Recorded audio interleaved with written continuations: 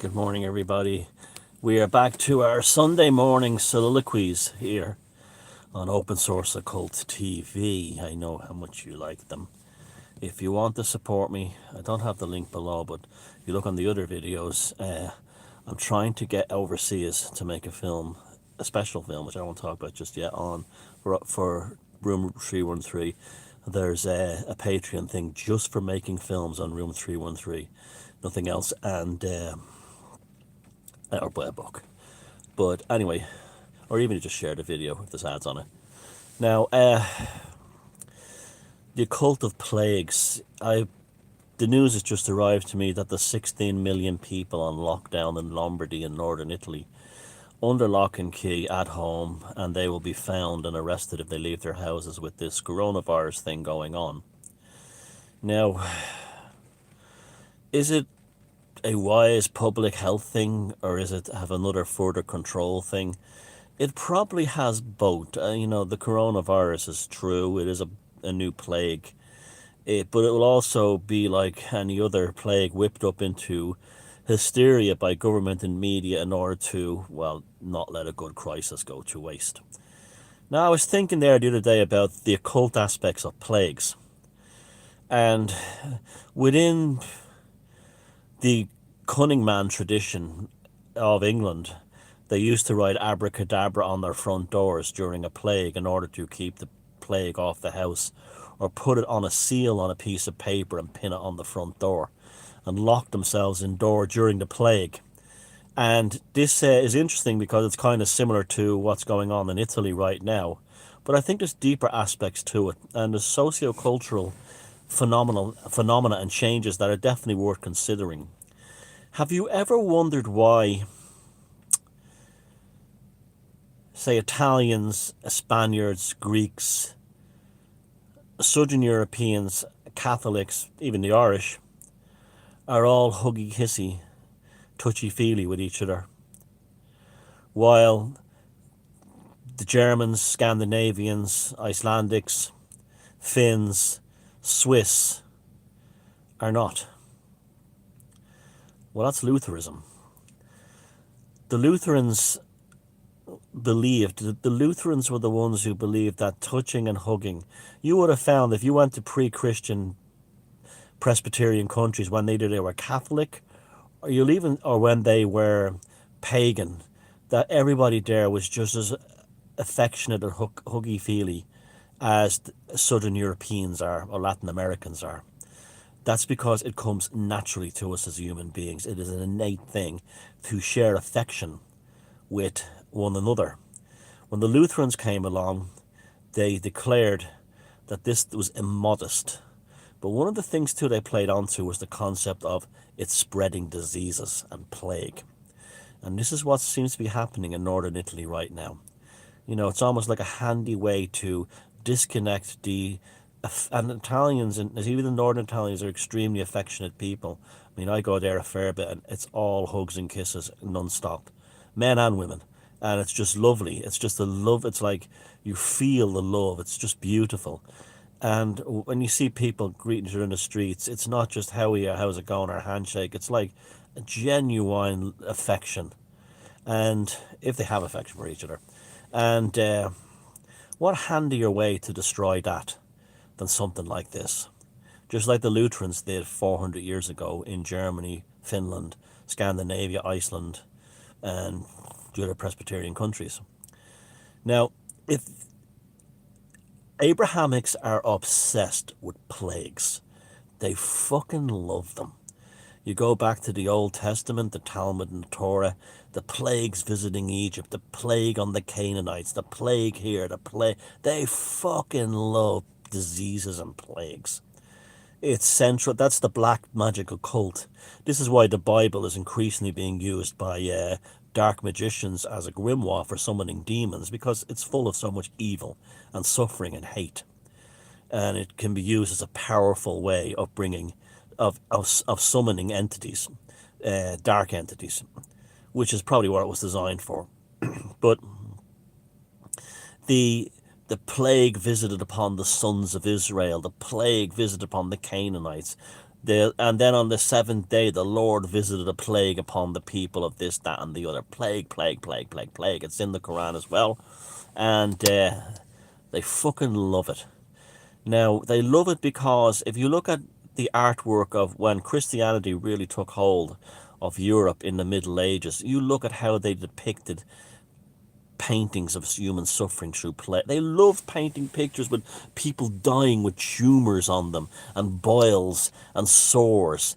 And this was all because they were emulating the suffering of Christ. That's what they said. So you had nothing all your life, then you get Black Death. You'd have some asshole from the local parish go down and go, don't feel bad for yourself. This is nothing compared to the suffering of Christ. That's what they did. And that still went on even to very recent times. Probably 1980s Ireland was still going on here. And you saw Mother Teresa, the horror of the cancerous eternal abyss, the mothers of all death, who in Calcutta used the black magic of suffering of the AIDS victims in order to line her pockets of herself and her order. So that was her black magic when she had a picture of herself holding an AIDS baby, and all the gays loved her and all the liberals loved her. But that was what her refuge for sick people did in Calcutta, was gave them a set of rosary beads and a blanket and told them to go die in the corner. Suffer the sufferings of Christ, my Lord. So AIDS was a financial bonanza to the cancerous horror of the black abyss, Mother Teresa, the mother of all death and suffering, and that she was loving every moment of that. And she even said something like, "There's nothing more beautiful than this." No, the when I see a child dying of AIDS, that's when I see the beauty of Christ's love. She's right, meaning right there and then that Christianity is a black magic grimoire. The Bible is a black magic grimoire. Now, so they love their plagues. In my book, Puzzling People, if you haven't read it, it's not just about the psychopaths in the workplace and society. I have all kinds of anecdotes about Lucifer and everything inside there, and I stuck an awful lot of occult stuff into my early books. But I couldn't come in directly with them, so I snuck it through the side. And I talk about how you had families, wealthy families, in parts of Italy, around the Lake Como area. And I'd visited it was a place called Isabella. And it was a beautiful island that had like mansion on it belonged to some aristocrats from the Middle Ages. And they had a headboard in this place. And the headboard belonged to a bed. So the bed belonged to an aristocrat from the 1400s, and they had paintings on it. And one of the paintings on these headboards of the baby's bed depicted a plague in Lombardy or somewhere in Italy in, the 1400s. So the baby aristocrat's grow as a baby, and the first thing he sees, he probably doesn't even see his mother because he's raised by servants or she's raised by servants, is images of the peasants being killed by plague. And that was beautifully set into Edgar Allan Poe's The Masque of the Red Death, where you had Prince Prospero and the other aristocrats interning themselves in the castle until the Red Death passed. And Prospero worships Satan, but he's also given as a kind of a sympathetic figure. I mean, Prospero is not as bad as he's made out to be. He does he does admit that, look around, if God exists, why is there so much horrors in this world? This is why what he refers to as, I worship a darker lord, or a higher lord. And he makes sense in his soliloquy. And the thing is that, like, the Christians love plague. They love. I suggest actually you watch the film tonight. Go when you finish watching this video. If you're bored today, if you're locked indoors because of the plague, the COVID plague, find a stream or rent Corman's version of The Masque of the Red Death with Vincent Price. It is superb. A superb 60s horror film, and tremendous, beautiful looking film as well. And Vincent Price at his absolute spectacular best. But they love their plagues. They love the suffering. They love the whole thing. And it led to, within Presbyterianism, this belief that Lutheranism, that this belief was that, if people didn't intermingle with others, they wouldn't get sick, and they discovered that quite well. This then reflected itself in don't touch, don't hug. don't be this, but also that's how you build your immune system. So that's why you'd have all these pasty faced Lutherans going around quoting their Northern Talmud. And you look at them, like, it is true. All the countries where you do not have affectionate people, they're either Lutherans or Calvinists. Isn't that interesting? And both Lutherans and Calvinists don't believe in affection and touching and hugging. They believe that these are sinful things, that the Catholics do. But you would have found that our ancestors prior to Christianity, in particular the Protestant Reformation, would have been as huggy and feely as all the Southern Europeans are. It was just that was taken from them. Now, the thing with the plague thing as well is that also it allows the cult of the elites to bring in all kinds of things they want. Now, I've done other videos on the other channel about this. You can watch them. I'm not going to repeat. I'm not a repeater. I don't do the same things over and over again. But that's the if you were to name one thing that was the occult and black magic of the Abrahamics, it is the plagues. That would be their main form of charge. They absolutely adore it because even famines and plagues are the same. Well, the Irish famine was really more of a plague than a famine because the majority of people didn't die of starvation. They died of things like cholera and dysentery. And so those cholera was in this part of Ireland here. Cholera was a horrific killer during that time. I think like there were towns that was like literally depopulated by cholera.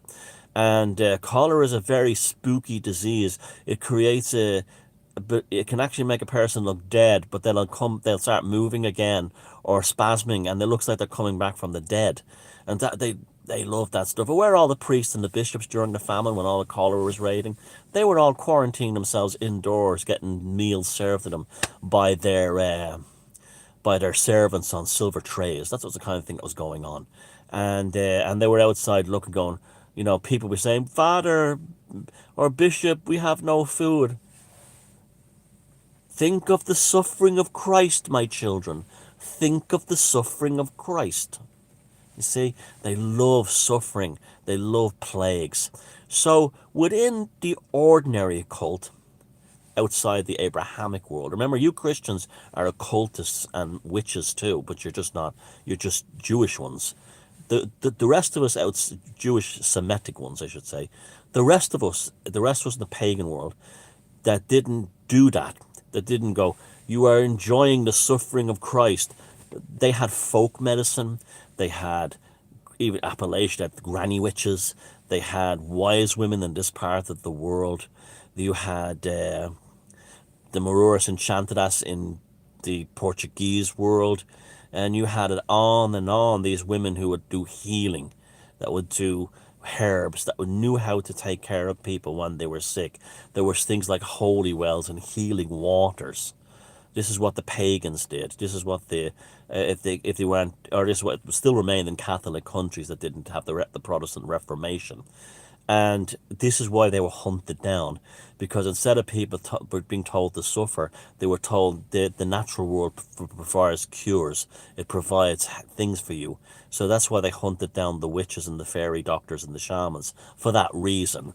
So, and that's why even to this day, communism and atheism are ironically a form of Abrahamic thought. Our way or the highway. Zeros and ones, on and off. That's what that is. Now, so that's it. Like, so there's a big. Start watching this COVID-19 news with your occult vision open, and see the occult elements coming through. See the Abrahamic underlying software coming through. Now, I find it interesting that I'm not hearing, and I may be wrong, but I'm not hearing any news reports of COVID-19 in the Middle East. Has anyone heard about that? I haven't heard about Israel on lockdown, or Dubai, or Saudi Arabia.